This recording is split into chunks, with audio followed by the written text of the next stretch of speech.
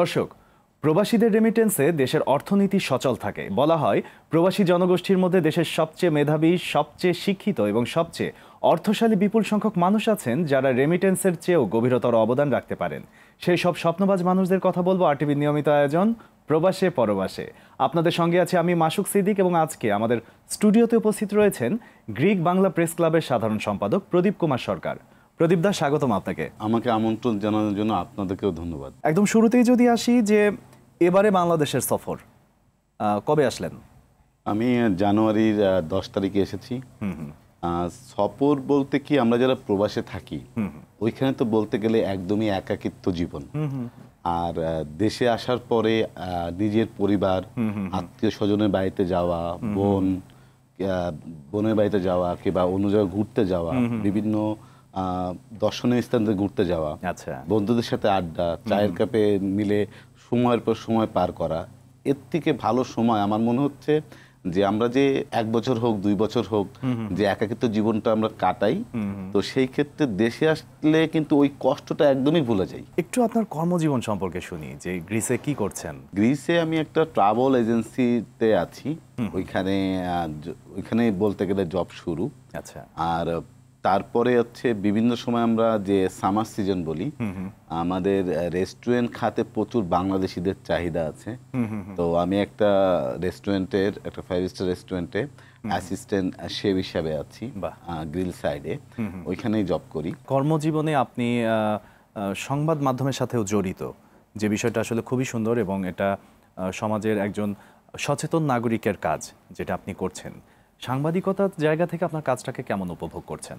উপভোগ বলতে কি, যে এইখানে একটা দায়বদ্ধতা, আমি আমার ব্যক্তিগত একটা মতামত যে আমি নিজে কাজ করছি, নিজে ভালো আছি, কিন্তু যারা প্রবাসে আছে তাদের যে কথা তারা নিজেরা হয়তোবা নিজেদের মধ্যে আলোচনা করে, কিন্তু সারা বাংলাদেশকে জানানো কিংবা সরকারের কাছে পৌঁছানো, তাদের চাওয়া পাওয়াগুলো পৌঁছে দেওয়া, এর একটা মাধ্যম প্রয়োজন। আমার কাছে মনে হয়েছে যে এই মাধ্যমটা আমি নিজে হব, যার কারণে আমার এই সংবাদ মাধ্যমের সাথে আমার যুক্ত হওয়া।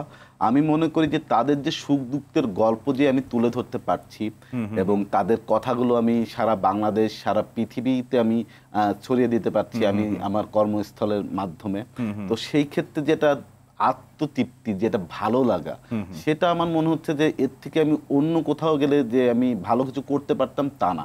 আমার কাছে এই জায়গাটাই আমার কাছে সব থেকে বেশি ভালো মনে হয়েছে এবং আমি এইটার মাধ্যমেই আমি প্রবাসীদের নিয়ে কাজ করতে চাই এবং তাদের কথা তুলে ধরতে চাই।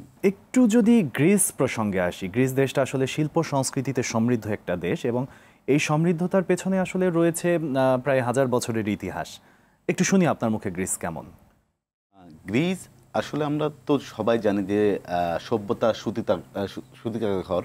তো এইখানে আমাদের গ্রিসের যে বিষয়গুলো আমরা যদি দেখি, যে অপরূপ সৌন্দর্যের একটা দেশ এবং গ্রিসে বেশ কয়েক হাজার আইল্যান্ড আছে।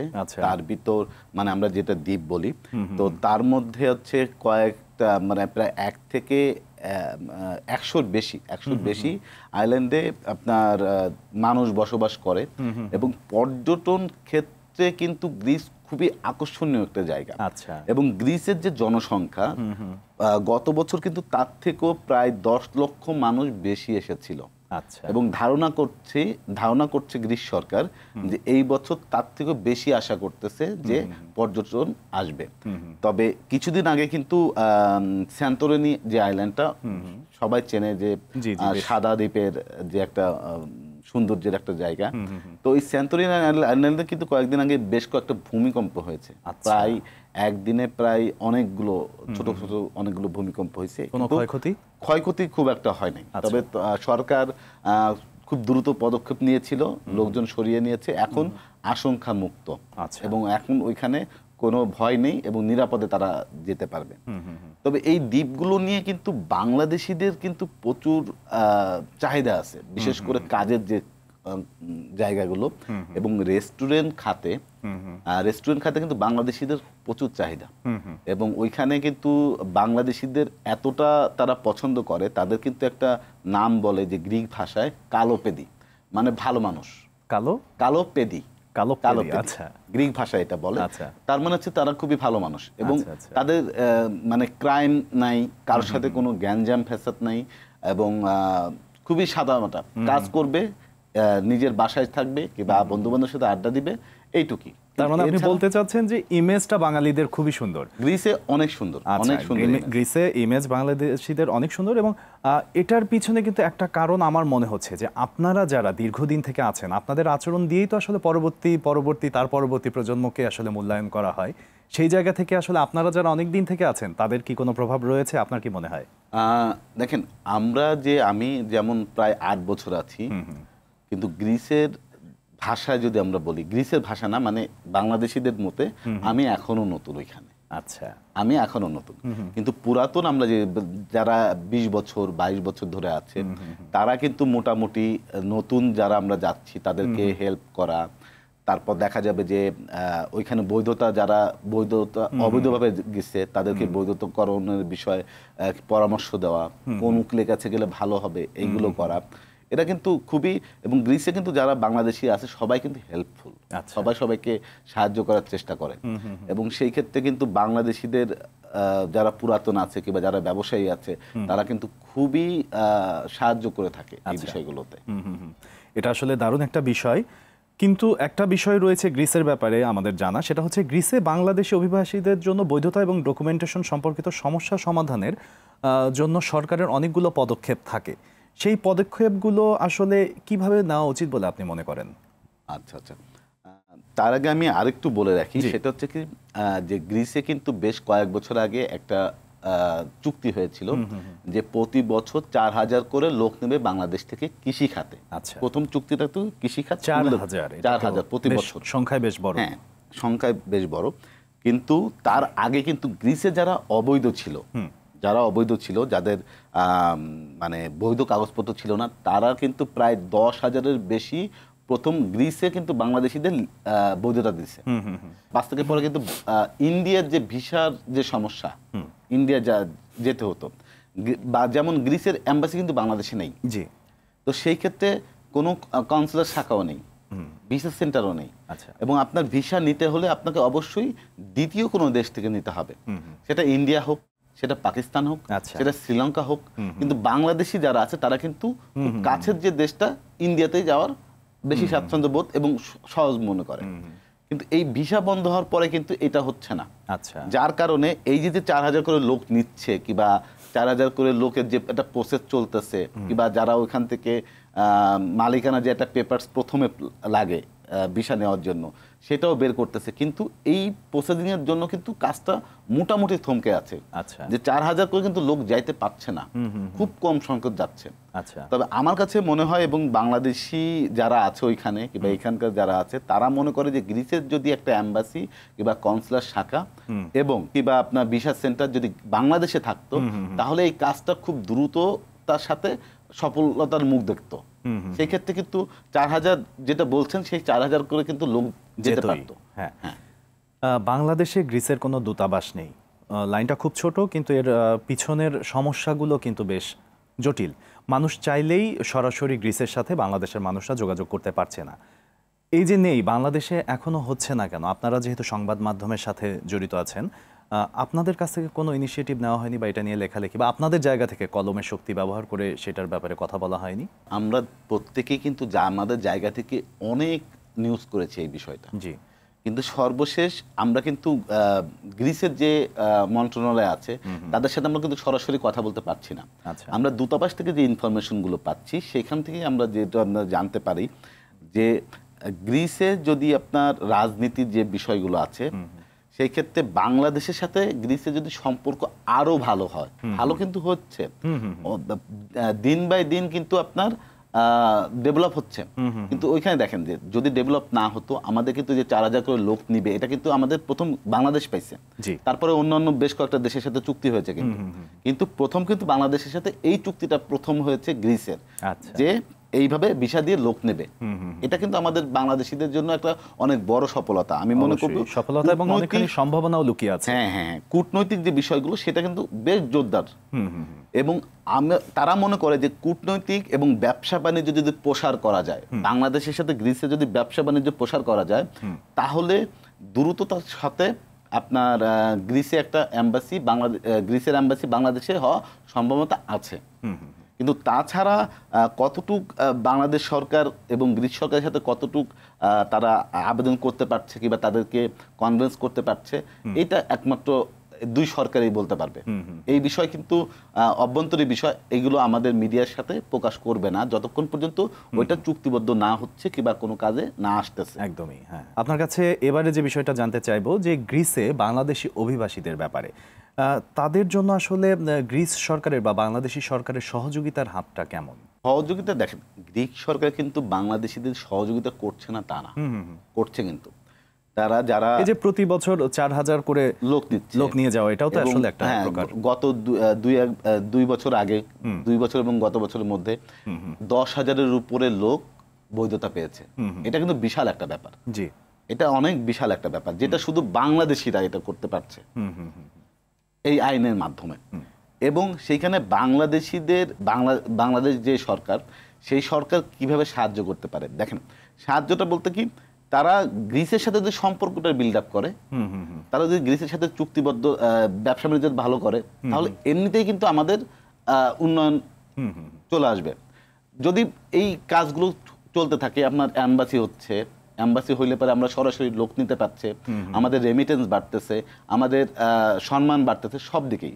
গ্রিসে কিন্তু বাংলাদেশিদের সম্মান কিন্তু প্রচুর, সবাই কিন্তু ভালো, আপনি যেমনটা বলছিলেন যে ভালো মানুষ বলা হয়। সেই ক্ষেত্রে আমাদের প্রথম প্রয়োজন হচ্ছে বাংলাদেশ এবং গ্রিসের কূটনৈতিক সম্পর্কটা আরো জোরদার করা, তাহলে এগুলো সম্ভব।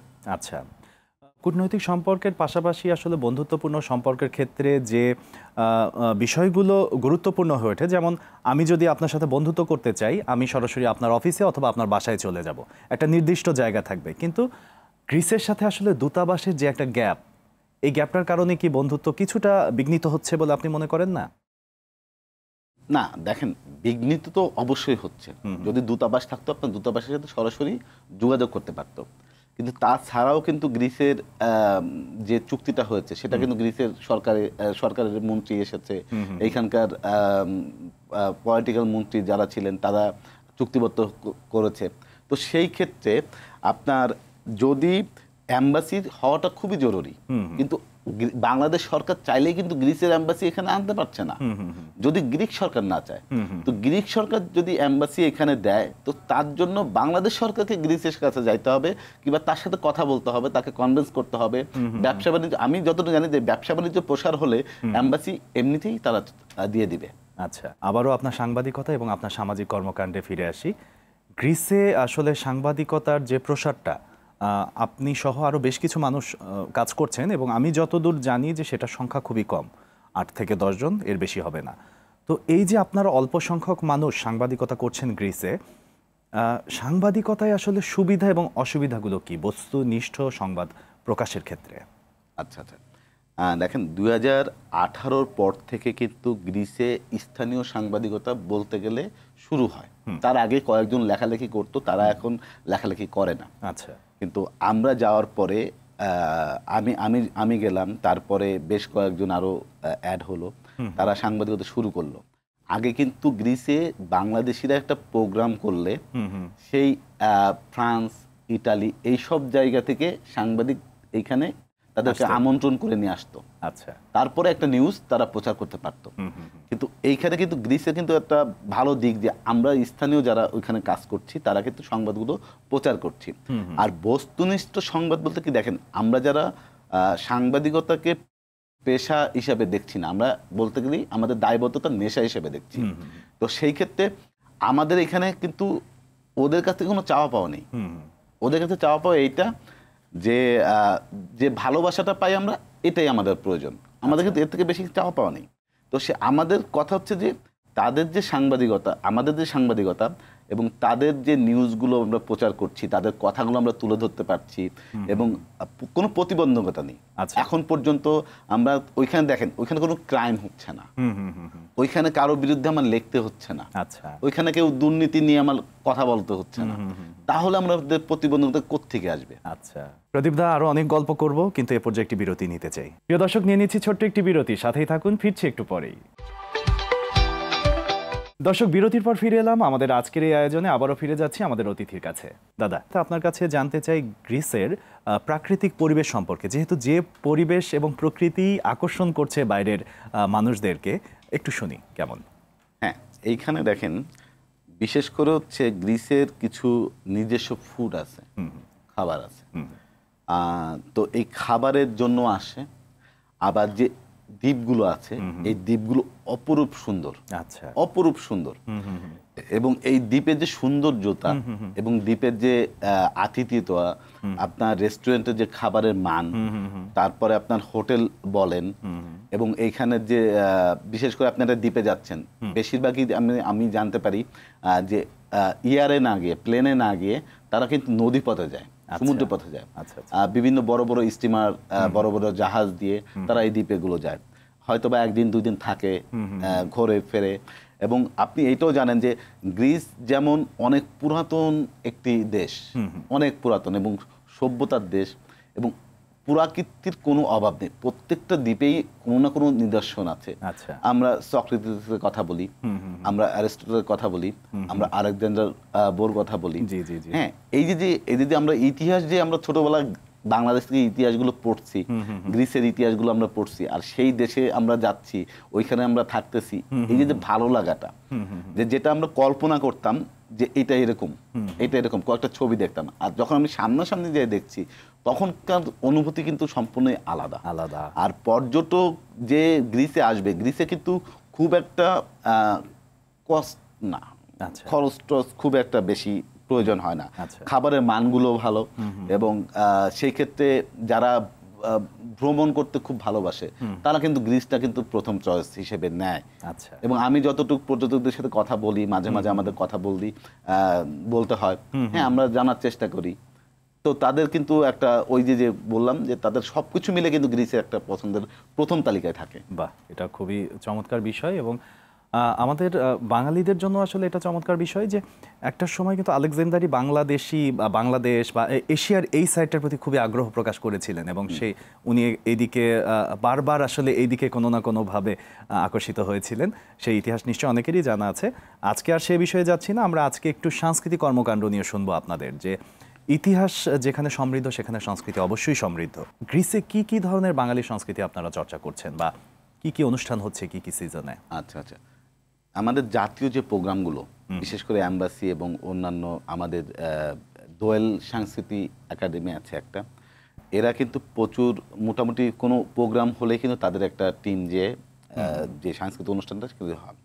এবং বাইরে থেকে যে মাঝে মাঝে শিল্পী আসে, বিশেষ করে লন্ডন কিংবা বাংলাদেশ থেকেও যায়। এর আগে আমরা শুনেছি, আমি যাওয়ার আগে বেশ অনেক শিল্পী গ্রিসে গিয়েছে। আর সাংস্কৃতিক চর্চার মধ্যে আপনার গান, তারপর নৃত্য, ক্লাসিক্যাল নৃত্য, এই যে বিষয়গুলো আছে এগুলোর চর্চা বেশ, এগুলোর চর্চা বেশ। এবং এখন আবৃত্তির চর্চাটাও বেশ আমরা দেখতে পাচ্ছি।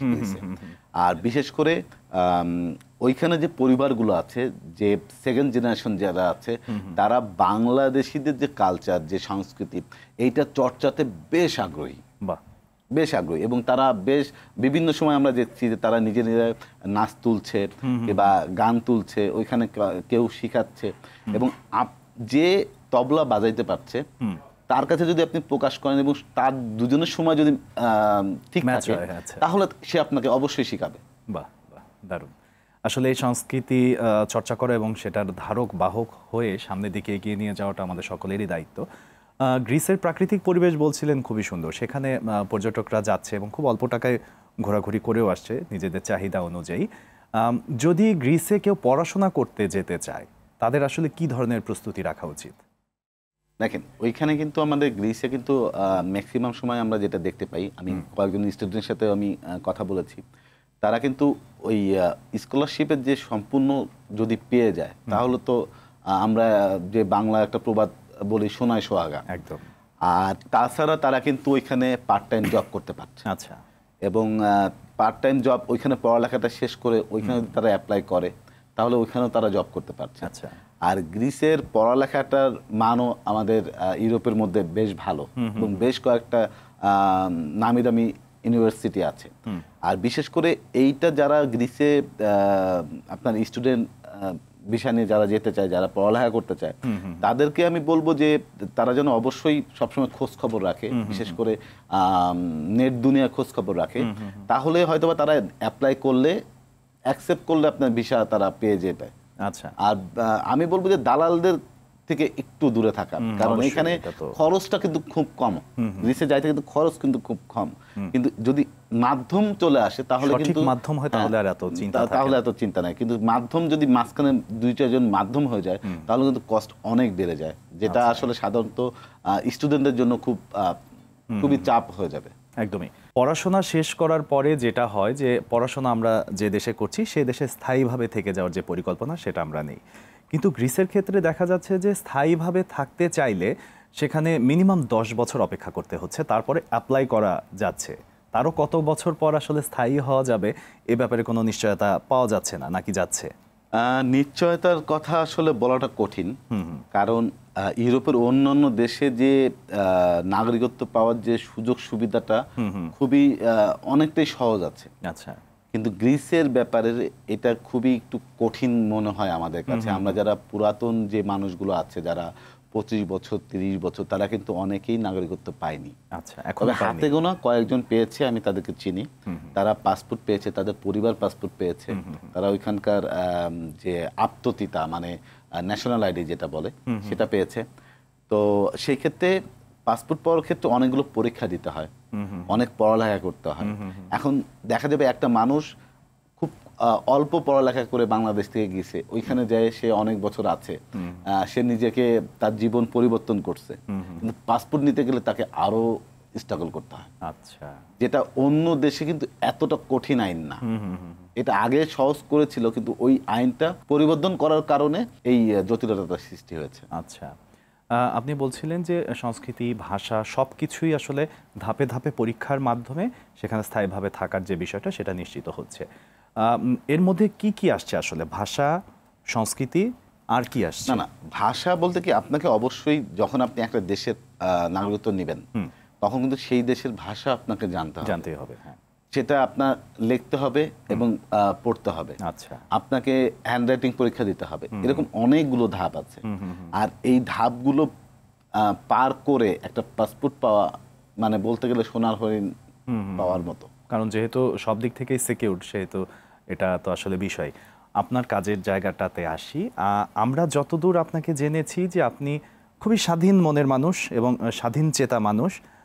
আপনি একটা নির্দিষ্ট কাজ করব সেটা শুধু সাংবাদিকতাই করছেন, নির্দিষ্ট কাজ, কিন্তু এর বাইরে আপনি যে সময়ের চাহিদা অনুযায়ী, নিজের মনের চাহিদা অনুযায়ী অন্যান্য কাজ বিভিন্ন সময় খুঁজে নিচ্ছেন। আমরা এটাকে ফ্রিল্যান্সিং পেশাও বলতে পারি। হোটেল বিজনেসের পাশাপাশি আর কি কি সাথে জড়িত? না, আমি সাধারণত দেখেন আমাদের প্রত্যেক বছরে আমরা একটা সিজন আছে। তো সেই ক্ষেত্রে আমরা সামার সিজনে আমি রেস্টুরেন্টে জব করছি। তারপরে আমি ওইখানে জব শেষ হলে আমি একটা ট্রাভেলসে জব করছি, আবার দেশেও ঘুরে যাচ্ছি, 2 মাস 3 মাস ঘুরে যাচ্ছি। এই করতে কিন্তু আমার একটা বছর শেষ হয়ে যায়। আচ্ছা। আর প্রত্যেকটা বছরই কিন্তু যে আমি যে পরবর্তীতে মানে সাংবাদিকতার পাশাপাশি আমার যে ট্রাভেল যে জবটা ওইটা কিন্তু আমার মোটামুটি আছে। কিন্তু রেস্টুরেন্টের ক্ষেত্রে আমি রেস্টুরেন্টে জব করছি, কিন্তু ওই একই রেস্টুরেন্টে জব করছি কিনা সেটা বিষয়। আমি একই রেস্টুরেন্টের জব 2 বছর কন্টিনিউ করা আসলে আমার কাছেও ভালো লাগে না। আমার কাছে মনে হয় যে আমি যখন অন্য একটা রেস্টুরেন্টে যাব সেইখানকার খাবারের মেনু আলাদা থাকবে, সেখানে আমি হয়তোবা নতুন কোনো খাবার বানানো শিখতে পারবো, সেখানে হয়তোবা আমি নতুন কোনো আরো অনেক কিছু শিখতে পারবো। এখানে শুধু আপনি জব করে যে টাকা ইনকাম করছেন সেটা না, আপনার কিন্তু শেখার একটা আগ্রহ থাকতে হবে। এবার একটু দেশে ফিরিয়ে নিয়ে আসি আপনাকে। গত 5ই আগস্টের পরে বাংলাদেশ এক নতুন রূপ পরিগ্রহ করছে এবং একই সাথে এই যে নতুন রূপ এবং নতুন অভ্যুদয়, এই বিষয়ে, এই পরিবর্তন বিষয়ে আপনার কিছু বলার আছে কিনা? হ্যাঁ, পরিবর্তন দেখেন, পরিবর্তন তো আমরা অনেক কিছু দেখছি। তবে আমাদের যে বিষয়গুলো, আমাদের প্রবাসী যারা, আমরা শুধু চিন্তা করি যে আমাদের প্রবাস নিয়ে এবং আমাদের পরিবার নিয়ে। আমরা প্রবাসীরা চিন্তা করি যে আমি যেটা ইনকাম করছি সেটা আমার পরিবার পাচ্ছে, কিন্তু এই পরিবার যে পাচ্ছে, কিন্তু তার আগে কিন্তু আমার প্রথম হচ্ছে আমার দেশ পাচ্ছে। অবশ্যই আমার দেশ পাচ্ছে এবং ওই টাকাটাই আমার পরিবার খরচ করছে, তাই না? পরিবর্তনের দিক দিয়ে যদি আমরা কথা বলি, যে আমাদের যে এয়ারপোর্টে আগে প্রথম একটা ঝামেলা থাকতো, আমাদের অনেক হয়রানি থাকতো, এটা কিন্তু 5 তারিখের পরে কিন্তু অনেকটাই নেই বলতে। সাধারণত দুই একটা অনাকাঙ্ক্ষিত ঘটনা ঘটতেই পারে, এটা অস্বাভাবিক কিছু না, সবসময় যে এটা ঘটবে তাও না। তো এই যে একটা পরিবর্তন, এই পরিবর্তনটাই কিন্তু আমাদের কাছে অনেক বড় একটা পাওয়া। যারা প্রবাস থেকে বাংলাদেশে আসবে, তারা এত কষ্ট করে বাংলাদেশের জন্য কাজ করছে, রেমিটেন্স পাঠাচ্ছে, তাদের যদি আমরা এই রেসপেক্ট বাংলাদেশ না দিতে পারে এয়ারপোর্টে, সাধারণত আপনার এই বিষয়টুকু, তো তার থেকে আমরা কি করতে পারি? তো সেক্ষেত্রে আমাদের এই যে পরিবর্তন, আমার কাছে মনে হচ্ছে, আমার জন্য একজন প্রবাসী হিসেবে যদি আমি বলি, এই পরিবর্তনটাই আমার কাছে অনেক বড় পরিবর্তন। খুব দারুণ করে বললেন। আপনার কাছে একদমই শেষ যে প্রশ্নটা করতে চাই সেটা হচ্ছে, সংস্কার কর্মসূচি হাতে নেওয়া হয়েছে এবং বিভিন্নভাবে দেশের বিভিন্ন ধাপে সংস্কার হচ্ছে। এই সংস্কার কর্মসূচিকে আপনি কিভাবে দেখছেন? সংস্কারের কথা যদি বলি, তো তাহলে আমি আবারও প্রবাসীদের নিয়ে বলবো। সেটা হচ্ছে কি, যে আমাদের যে প্রবাসী আমরা যারা আছি, তাদের জন্য যদি আলাদা করে কোনো গেট, কিংবা যাদের, আমাদের কিন্তু একটা ওয়ার্ল্ড জার্নালস একটা কার্ড আছে, হ্যাঁ, এটা কিন্তু যারা প্রবাসে গিয়েও করতে পারে, কেউ আবার বাংলাদেশ থেকে করে নিয়ে যায়। আচ্ছা, ওই কার্ডটার মাধ্যমে যে সেবাটা, আমাদের এক্সট্রা কোনো সেবা প্রয়োজন নাই। আমাদের শুধু একটাই কথা, সংস্কার যদি করতে হয় তাহলে এয়ারপোর্টের যে বিষয়গুলো আছে এবং প্রবাসীদের যে বিষয়গুলো আছে, সেটা নিশ্চিত করুন যে তারা খুব সুন্দরভাবে সম্মানের সাথে এয়ারপোর্ট দেশের বাইরে যেতে পারবে এবং দেশের বাইরে যখন আসবে তারা যেন সসম্মানে বাসায় ফিরতে পারে। আমরা চলে এসেছি আমাদের আজকের আয়োজনের একদমই শেষ পর্যায়ে। যদি আমাদের আজকের প্রবাসে পরবাসে অনুষ্ঠানের দর্শকদেরকে আপনার কিছু বলার থাকে বলতে পারেন। আমি দর্শকদের একটা কথাই বলবো, যারা বাংলাদেশে আছেন কিংবা যারা বাইরে যেতে চাচ্ছেন, তাদেরকে আমি সবসময় বলবো যে আপনাদের যে দেশে যান না কেন, আপনারা কোনো না কোনো হাতে একটা কাজ শিখে যান, এবং একটা হোক দুইটা হোক, আপনার ইচ্ছা মতো আপনি হাতের কাজ শেখেন। হাতের কাজ শিখলে পৃথিবীর যে দেশেই যান না কেন আপনার মূল্যায়ন আছে, এবং অবশ্যই আপনি প্রপারলি বৈধ পথে যান। অনেক ধন্যবাদ।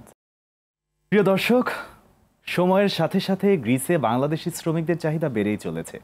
বিশেষ করে কৃষি খাতে 4000 মৌসুমী কর্মী আনার যে লক্ষ্য রয়েছে, তার ফলে বাংলাদেশ থেকে কর্মী নেয়ার হার আরও বৃদ্ধি পাবে বলে প্রত্যাশা করা হচ্ছে। তবে আজকের অতিথির কথা সূত্র ধরে বলতে চাই, সেই প্রক্রিয়া যেন আরও সহজ ও মসৃণ হয়। এই প্রত্যাশায় শেষ করছি আমাদের আজকের অনুষ্ঠান। এতক্ষণ আমাদের সাথে থাকার জন্য অনেক ধন্যবাদ।